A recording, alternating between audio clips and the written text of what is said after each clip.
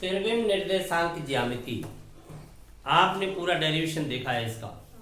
अब एक ही नजर में इसकी थ्योरी को समझ लीजिए। संक्षिप्त में 3D त्रिविम समष्टि क्या है? इसके अंतर्गत तीन परस्पर लंबवत रेखाएं इंटरसेक्ट करती हैं तो अंतरिक्ष को 8 भागों में विभाजित कर देती हैं। वो तीनों रेखाएं x, y एवं z अक्ष के नाम से जानी जाती हैं। उनका जो प्रतिच्छेद बिंदु है वो क्या कहलाता है? मूल बिंदु कहलाता है।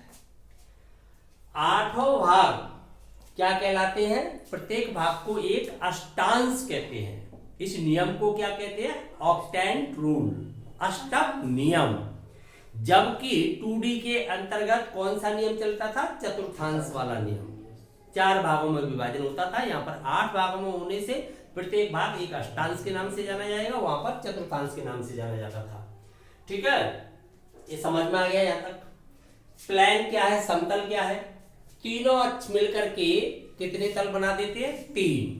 x और y से क्या बनेगा? xy तल, y और z के द्वारा yz तल, z और x के द्वारा zx तल। इस प्रकार से 3 समतलों का निर्माण होता है।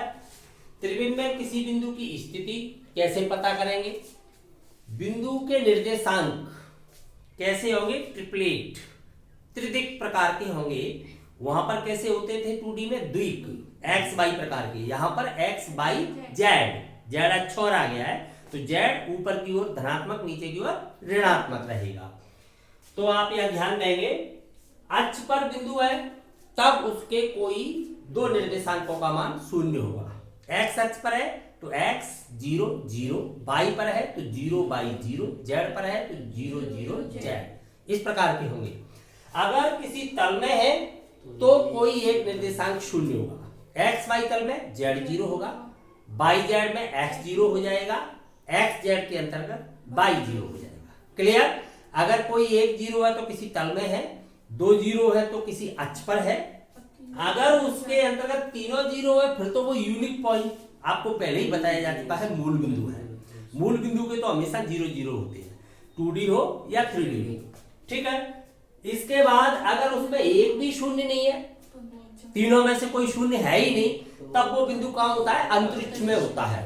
वही बिंदु अंतरिक्ष में होता है, वो किसी तल में नहीं होता है, वो किसी अष्टांश के अंतर्गत होता है। तो अष्टांश जो बने हैं वो अंतरिक्ष का विभाजन है। अष्टांश कहाँ है? अंतरिक्ष में। 8 भाग, अंतरिक्ष के 8 भाग किए गए हैं। समझ में आ गई बात? तो अष्टांश का बिंदु होगा, उसमें एक भी शून्य नहीं होगा।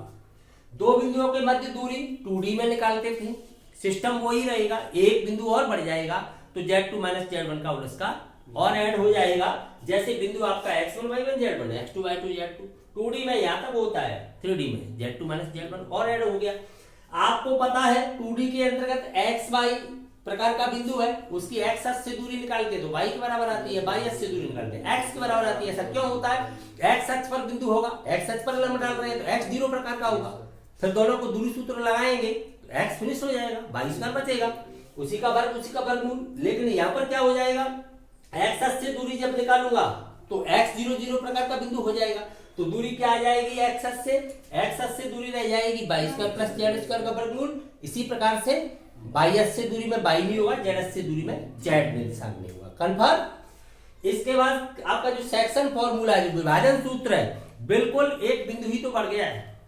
तो जिस प्रकार से अंतः विभाजन, बाह्य विभाजन, इंटरनल एक्सटर्नल दोनों डिवीजन थे, तो आपको पता है अंतः विभाजन में प्लस, बाह्य विभाजन में क्या आ जाता है? माइनस आ जाता है। फॉर्मूला उसी प्रकार से रहेगा, एक बिंदु और ऐड हो जाएगा z के लिए, nx2 + nx1 / m + n। बाह्य विभाजन में माइनस आ जाता है। कन्फर्म हो गया पूरा सिस्टम। अब बिंदुओं की स्थिति एक बार यहां समझ लीजिए चित्र के द्वारा। आपको पता है 8 अष्टांश है, तो 4 आपको इधर दिख रहे हैं, तो 4 कहां होंगे? इनके सामने होंगे। ऐसे तल को माने तो 4 नीचे 4 ऊपर है, ऊपर z प्लस है, नीचे z माइनस है। तो यहाँ पर अगर प्लस है z, तब तो जो चतुर्थांश का नंबर है वही नंबर अष्टांश का रहेगा, पहला नंबर, दूसरा नंबर, तीसरा नंबर, चौथा नंबर। परंतु z नेगेटिव हो गया है तो 4 की वृद्धि हो जाती है उस नंबर में। पहले की बजाय वो कौन सा हो जाएगा? 5वां, 1 + 4 5वां नंबर हो जाएगा z। नेगेटिव है तो जेड नेगेटिव है तो ये छठवां हो जाएगा, जेड नेगेटिव है तो ये कौन सा हो जाएगा, सातवां, जेड नेगेटिव है तो आठवां हो जाएगा। कन्फर्म? पूरा सिस्टम समझ में आ गया? तो ये बिंदुओं के चिन्हों की स्थिति अब हम यहां से पता कर सकते हैं और पता लगा सकते हैं बिंदु कौन से अष्टांश के अंतर्गत है। ये अष्टक नियम के अंतर्गत आता है। पूरी समझ में आ गई? कोई डाउट? क्लियर?